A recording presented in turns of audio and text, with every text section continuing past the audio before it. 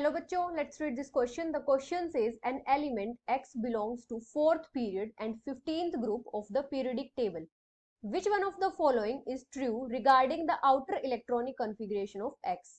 It has, and the options are partially filled d orbitals and completely filled s orbitals, completely filled s orbital and completely filled p orbitals, completely filled s orbital and half filled p orbital, half filled D orbital and completely filled S orbital.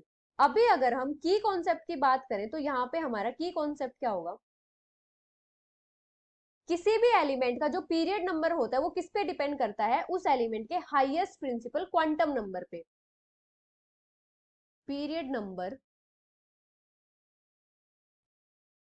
corresponds to the highest principal quantum number of element. मतलब किसी element का जो highest principal quantum number होगा वही उस element का period होगा. और जो ग्रुप नंबर है, ग्रुप नंबर डिपेंड करता है on number of valence electrons in outer shell. Depends on number of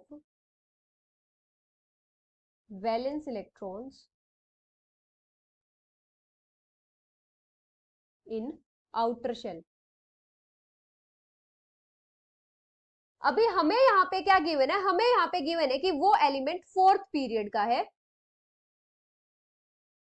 और 15th ग्रुप का है. तो 4th पीरियड का क्या मतलब है कि यहाँ पे जो हाईएस्ट प्रिंसिपल क्वांटम नंबर है वो कितना है?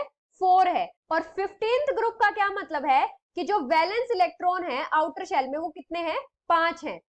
5 valence electrons in outer shell. मतलब इसके पास आउटर शेल में टोटल 5 इलेक्ट्रॉन है और इसका जो हाईएस्ट प्रिंसिपल क्वांटम नंबर है वो कितना है? 4 है. तो इसकी जो आउटर शेल इलेक्ट्रॉनिक कॉन्फ़िगरेशन होगी वो किस टाइप से होगी? Outer shell electronic configuration.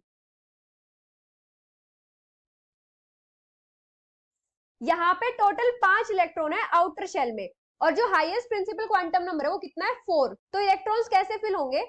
4s2 4p3. इस टाइप से इसकी आउटर शेल इलेक्ट्रॉनिक कॉन्फ़िगरेशन होगी. तो यहाँ पे जो s ऑर्बिटल है वो क्या है? कंप्लीटली फिल्ड है. और जो p ऑर्बिटल है वो हाफ फिल्ड है. अभी यहाँ पे क्या है कि जो लास्ट इलेक्ट्रॉन है वो p ऑर्बिटल में है. मतलब ये जो एलिमेंट होगा ये p ब्लॉक से बिलोंग करेगा. और p ब्लॉक में क्या होता है कि d ऑर्बिटल जो होते हैं वो इनकम्प्लीट होते हैं.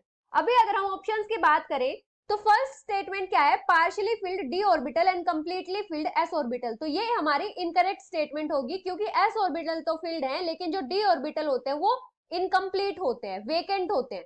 अभी सेकंड ऑप्शन में क्या गिवन है? Completely filled S orbital and completely filled P orbital. तो ये भी हमारा इनकरेक्ट होगा क्योंकि जो आउटर शेल इलेक्ट्रॉनिक कॉन्फ़िगरेशन है इसकी वो क्या है? 4s2 4p3. तो जो p ऑर्बिटल है वो हाफ फिल्ड है. अभी थर्ड ऑप्शन की बात करें तो क्या है? Completely filled S orbital and half filled P orbital. तो ये स्टेटमेंट हमारी करेक्ट होगी. अभी फोर्थ में क्या गिवन है? Half filled D orbitals and completely filled S orbitals. तो ये भी हमारी इनकरेक्ट स्टेटमेंट होगी क्योंकि जो डी ऑर्बिटल्स होते हैं वो इनकम्प्लीट होते हैं, वेकेंट होते हैं. So the final answer is completely filled S orbital and half filled P orbital, which is option C. Hope you understood it well. Best of luck.